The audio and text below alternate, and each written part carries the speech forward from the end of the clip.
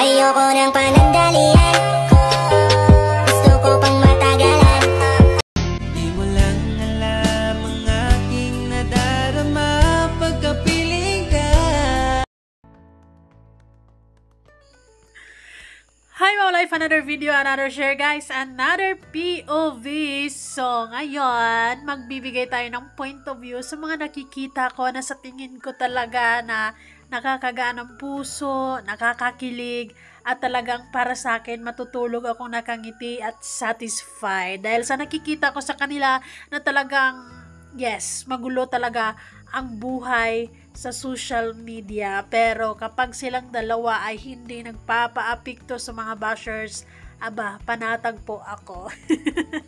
Dapat panatag din kayo. Dapat hindi kayo mag-worry at hindi kayo mag-aalala dahil sa mga sinasabi ng bashers. Dapat ay magbase tayo kung ano ang nakikita natin, 'di ba? Ika nga, to see is to believe.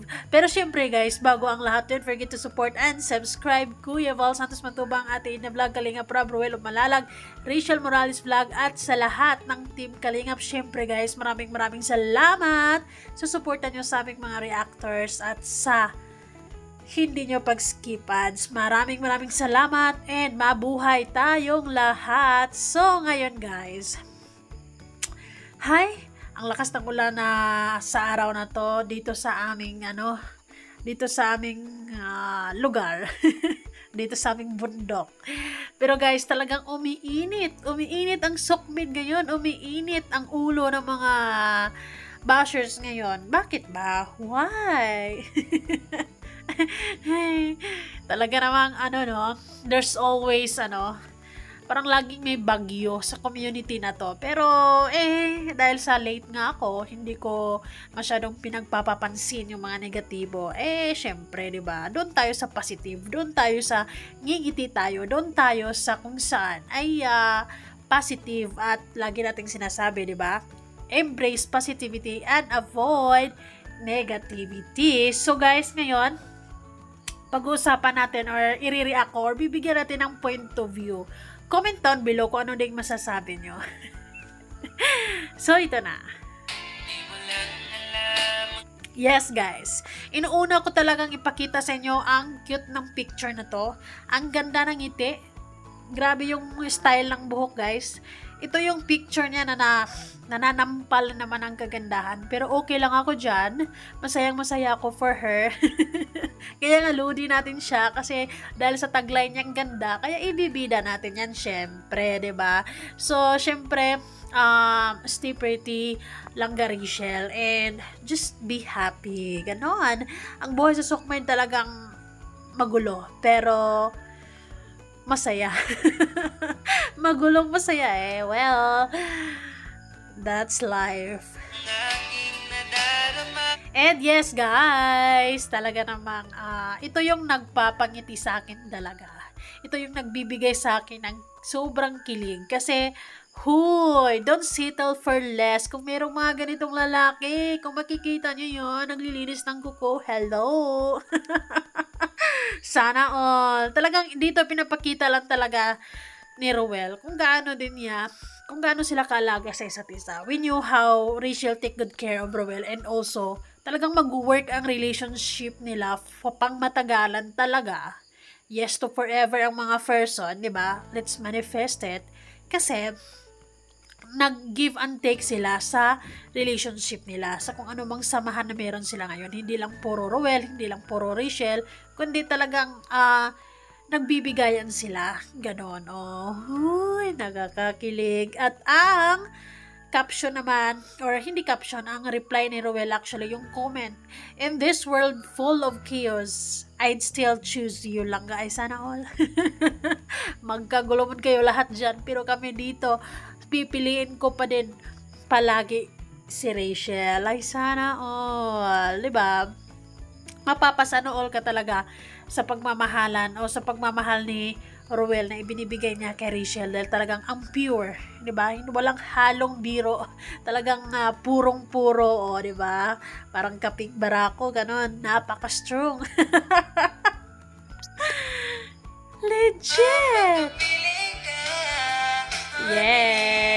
Ang ganda ng ngiti at ang gwapo, 'di ba? Lumalabas sa kanila yung taglay na glow, yung blooming sila parehas because they are in love. Ay. ang ganda at ang gagwapo ng mga aura nila, 'di ba? Mga aurahan nila. Ang ganda ng ngiti, lalong-lalo na talaga yung ngiti ni Rachel, iba. Hay, sana all.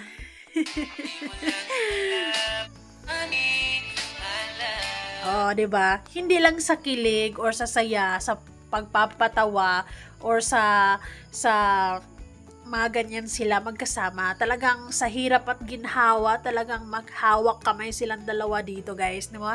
Mainit man or maulan, talagang sinasamahan nila or sumasama si Rachel kapag may pagkakataon. Kaya talagang itong relationship nila, itong meron sila ngayon, talagang inaalagaan nila.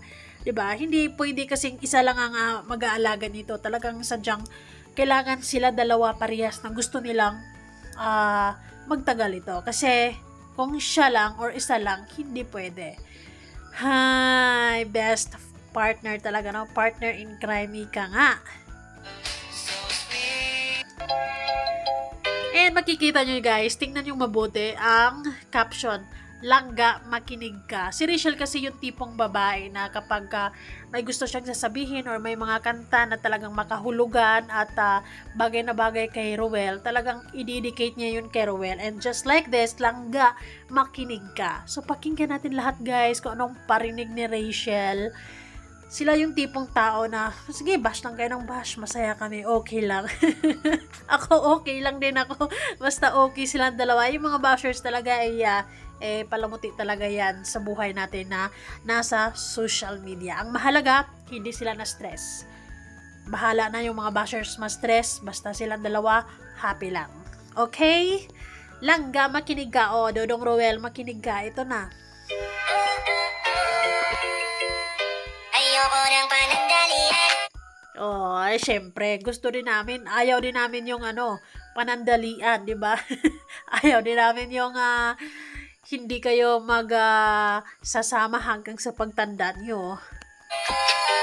Gusto ko pang matagalan. Oy, Royal Manalag, take note, di ba? Ayaw ni Rachel ng pangmadalian. O, gusto niya na pangmatagalan. Yes to forever tayo, guys, di ba? Let's manifest it. Ang ganda ng ngiti, no? Iba talaga kapag dedicated kay Langga Ruel sa langgan niya Kasi talagang iba yung aura, iba yung ngiti, iba yung nang bablush ka. Kasi dinidedicate mo sa taong gusto mo, crush na crush mo, inspirasyon mo, sana all. Ay, matutulog tayo nang wala nang sama ng loob. Unlike sa mga bashers, iwan ko na lang, good night. Nangaasar. Very light lang naman,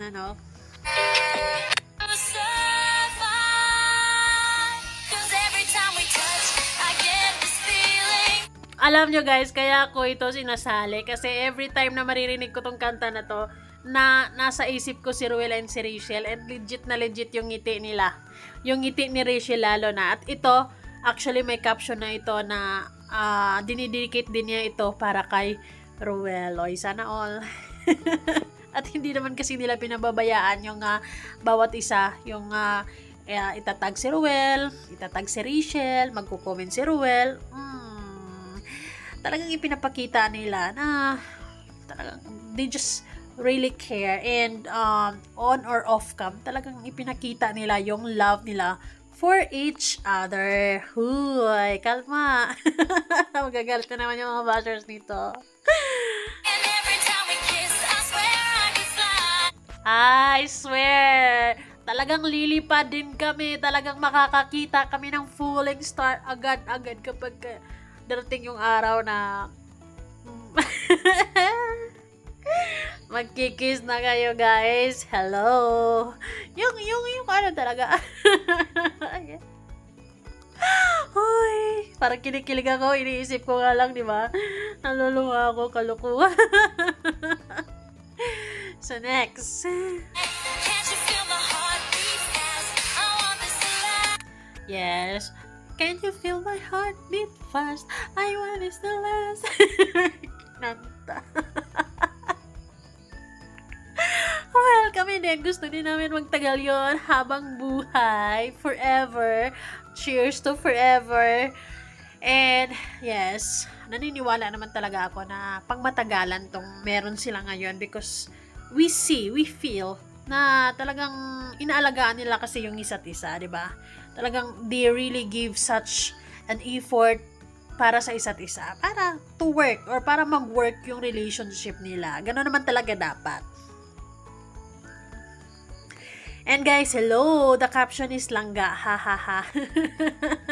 So, talagang yung kanta na yun, talagang gano'n naman talaga ang mararamdaman mo sa isang tao kapag talagang he or she ay special sa'yo. Talagang iba yung feeling. Iniisip ko kasi yung TikTok nila together sa kantang ito. Talagang nakatitig lang ako. Na ano lang. Kasi same vibes kasi sila, same feelings. Parehas na dancerist, TikTokerist. Magaling sila parehas sa mga ganun. Kaya talagang kahit saan silang sulok ilalagay, talagang magi-enjoy sila because talagang, ayun, talagang magkasundo sila. Sana all. Born for you. Ang isa't isa para sa kanila. So, destiny na talaga ito. Diba? Hi! Ganon talaga. In this world full of chaos, I'd still choose you, langga. Sana all. Another assurance naman, guys, di ba? Hi, ang haba-haba ng hair ni Rachel. Talagang mahaba naman talaga yung hair niya, pero mas lalong pinapahaba ni Ruel araw-araw. That's it. At gustong-gusto ko yun. Gustong-gusto natin yun. Maraming salamat sa support at pagmamahal nyo sa ating mga langga. Salamat sa panonood nyo sa aming mga reactions. Mabuhay tayong lahat. Huwag kayong magpapapiko sa mga negatibo. Talagang, why bothered sa mga negatibo kung ang daming mga positibo na dapat tutukan, di ba? Bakit ba kasi kayo nagpapa-apekto sa mga negative na yan? Isang negatibo lang yun, no? Isang issue lang yun. Tapos, ang dami nating nakikitang mga magaganda. Tapos, agad-agad na baling yung isipan natin at puso natin. Huy, wag kang ganun. Hi! Feel the kilig, guys. Diba? Embrace positivity and avoid negativity. That's the motto. So, yun, guys. Good night. Have a good sleep. Bye!